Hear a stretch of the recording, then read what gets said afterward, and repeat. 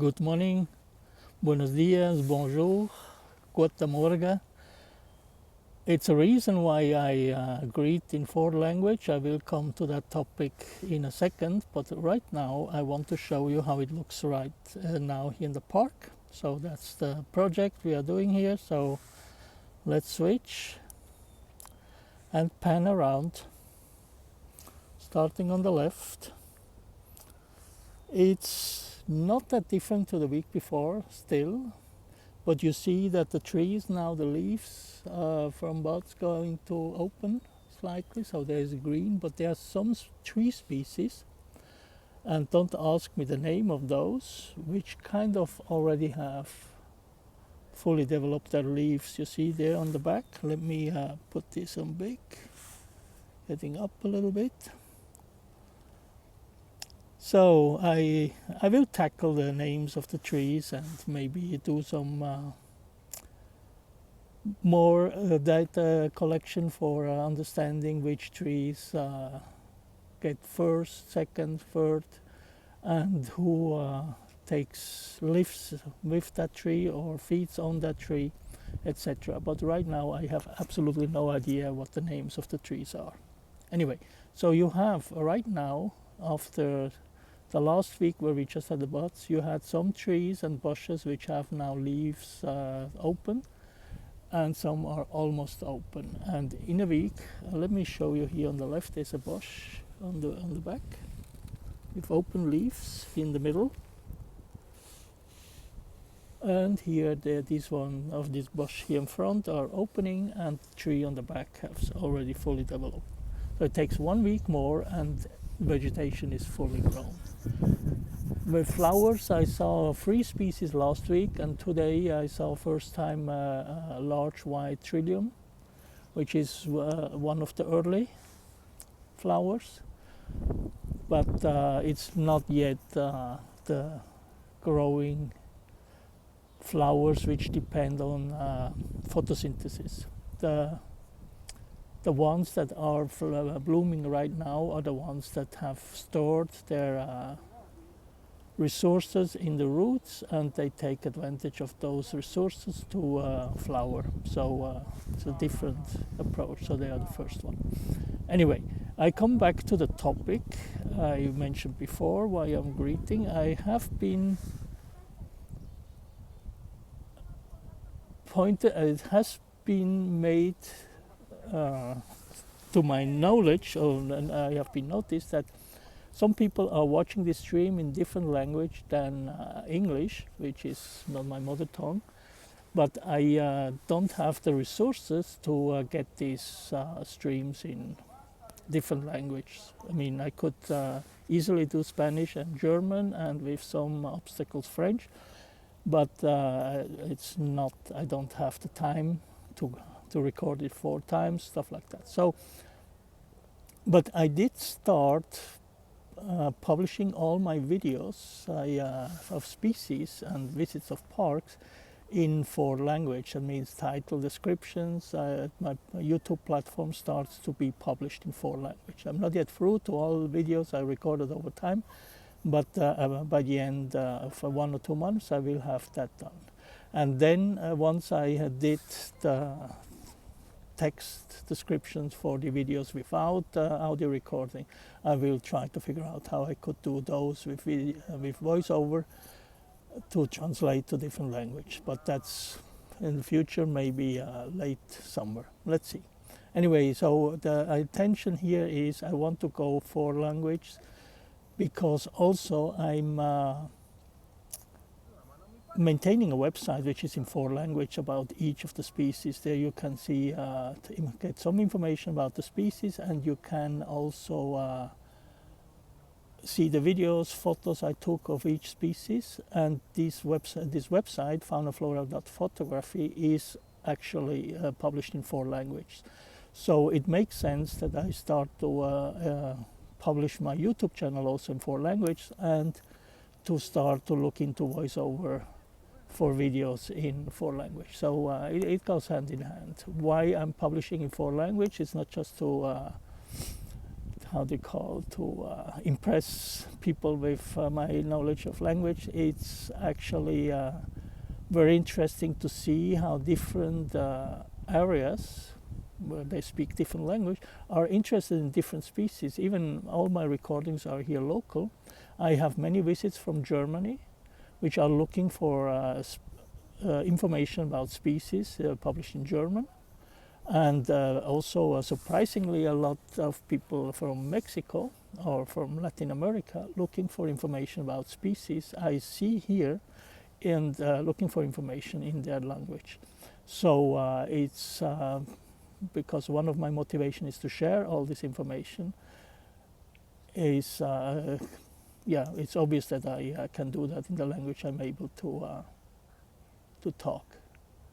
I'm trying to get a turtle, like here's like the turtle spot, but the turtles have left. There was like 2 when I came, and one was curious, came back, but they are gone. It's my understanding is that the turtles, after hibernation, they need to get a warm spot for 2 reasons. One is they get from this low energy consumption state into one that more active one, where they need more energy, and for doing that they need to rise the temperature. But it's also because the water is still cold and not yet warmed up by the sunshine and the general increase of temperature. They escape the water from time to time to get their temperature up again, so they can go back into the water. That's kind of important to know. So when you see those turtles lying on the rocks or trunks out of the water, don't hush them into the water, because they are there just really to recover from the colder waters. And it may be a bit of a stress when they have to leave their spot whenever someone passes, especially in parks with a lot of people. There is like an in and out for them, and I don't think that's very healthy for their lifestyle. So it's like you're sleeping and you have to get up every 1 hour, 2 hours. All the dads and mothers know what that means for your general mood and for your energy available when you have small kids. Anyway, so this is about why I'm starting to publish in 4 languages, and yeah, I cannot show you wildlife. I saw this morning a house finch that was actually surprising, because the house finch, they go more north, but I saw a male singing in a tree on the way here, and also I did not see them during the whole winter. Usually the house finch stays here in the area in winter, but I also have to mention here that I didn't go this winter to Parc Montreal, which is the place where I usually spot house finches in winter. But I definitely never saw one in Parc Angrignon when I was here in winter and during the early spring for these recordings. So, but I think I got some 1 or 2 good photos. I will publish them together with a short recording of its song. So look forward to see if the material is good enough for being published in the YouTube channel and my website. Having said that, so reminder, I have this faunaflora.photography website, which is a resource when you are interested to learn more about these different animals I see here.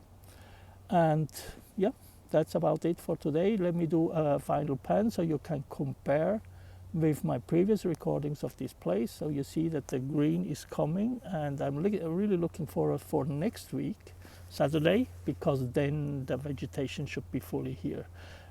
Note, we are now at end of April, so if you're really looking for the typical spring with flowers, with trees, with leaves, etc., it's in May here in Montreal. It's not in end of March, it's not during April. During April, you saw my stream, it's always more or less the same. It's brownish, the snow goes slowly back, but the spring, like I know it from Switzerland, here starts in May. Anyway, so let's go panning again, and then I'm taking off, signing off.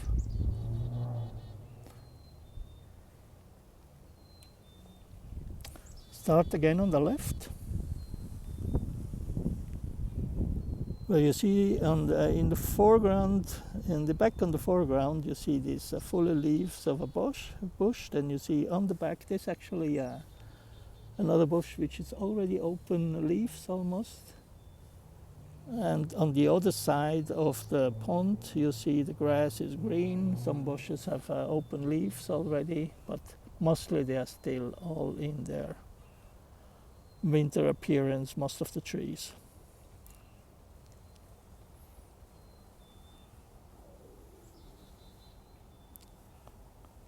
And here, no turtles. I'm really sorry that I cannot show any turtles today.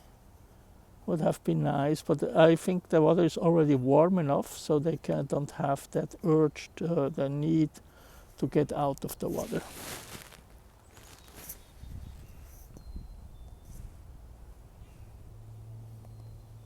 So that would be 11 minutes. Let me get up here my face again. I wish you a wonderful weekend. Hope to see you in a week on this platform, on this YouTube channel, with the next and last live stream. I just saw what I assume was a Cooper's hawk flying over, so I will go to see if I can get closer to it. It may be a Cooper's hawk or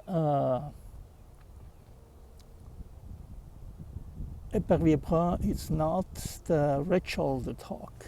It has like reddish shoulders, so that's why it's called red shoulder. They're both nesting here in this park, so I will try to get some photos, or at least a visual confirmation of its ID.